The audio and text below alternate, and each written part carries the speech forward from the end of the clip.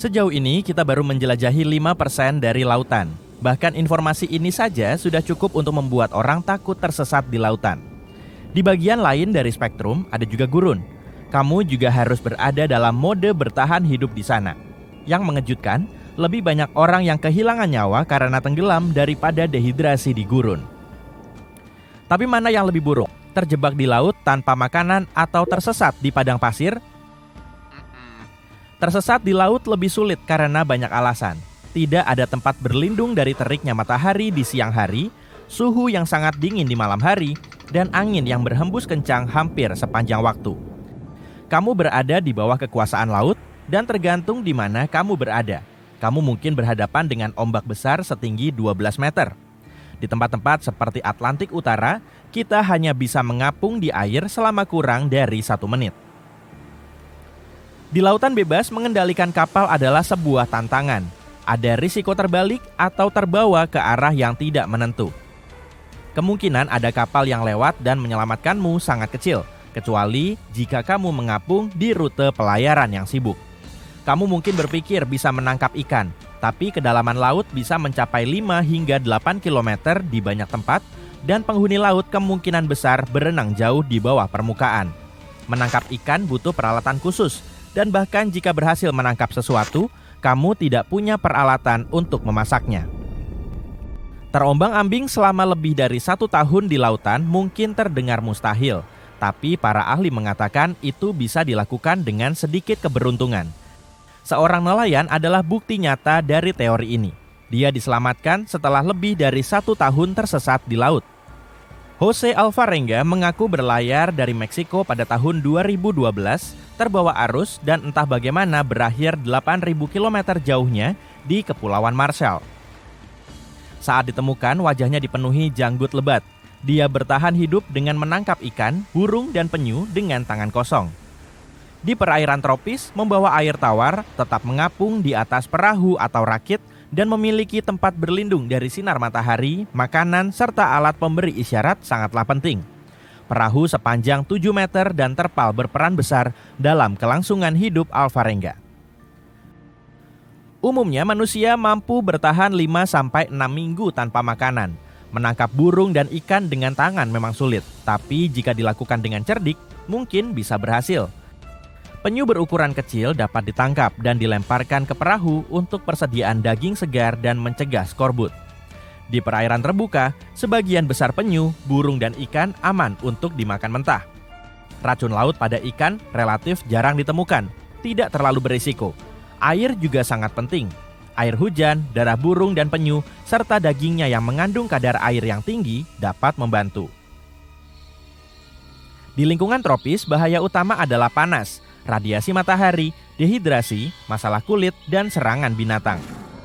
Alvarenga terkadang tampak linglung karena papasan sinar matahari, dehidrasi, dan kekurangan vitamin juga bisa memengaruhi kondisi mental.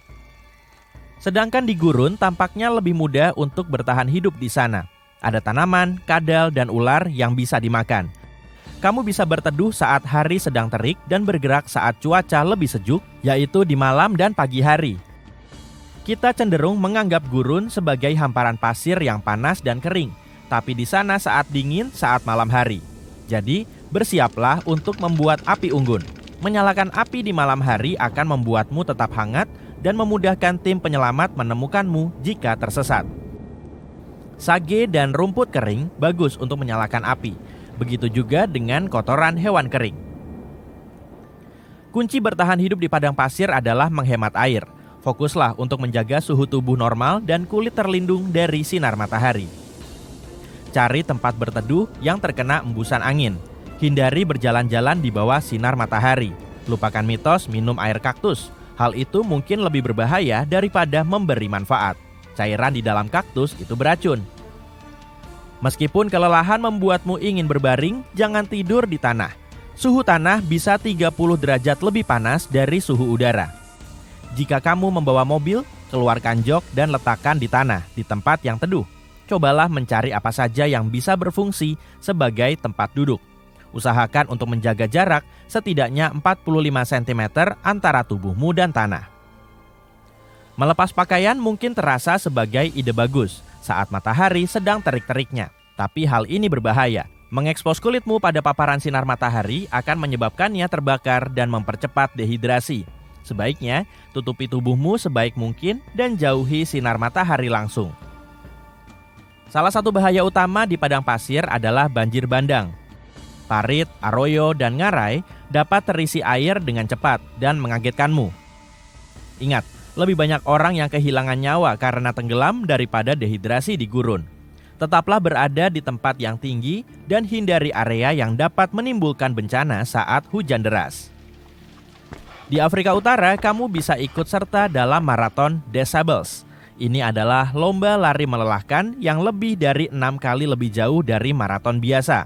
Dan semuanya dilakukan di tengah-tengah gurun. Mauro, seorang polisi Italia, memutuskan ikut dalam lomba ini pada tahun 1994. Badai pasir menerjang di suatu titik di sepanjang rute, membuat Mauro kehilangan arah.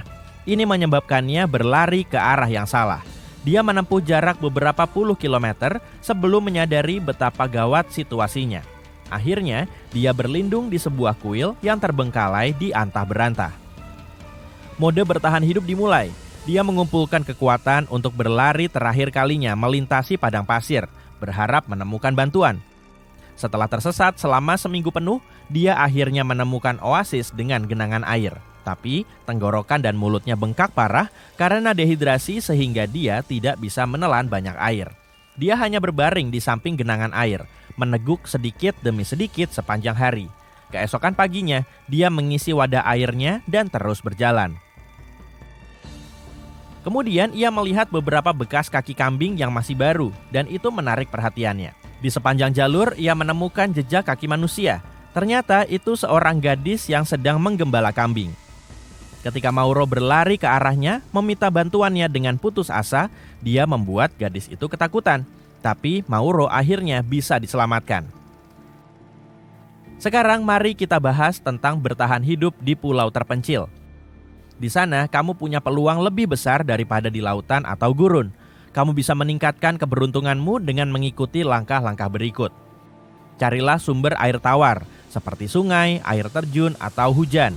Jika tempatnya kering, buatlah tempat penampungan air dengan menggali lubang, menempatkan wadah di dalamnya, dan menutupinya dengan plastik. Kumpulkan air hujan dan rebus sebelum diminum. Hindari air asin dari laut. Langkah selanjutnya adalah mencari makanan. Cobalah untuk hanya makan buah-buahan yang kamu kenal, seperti kelapa dan pisang, dan hindari buah beri yang tampak asing. Rumput laut juga baik untukmu. Kamu juga dapat mencegah skorbut dengan makan buah sitrus segar seperti lemon dan jeruk.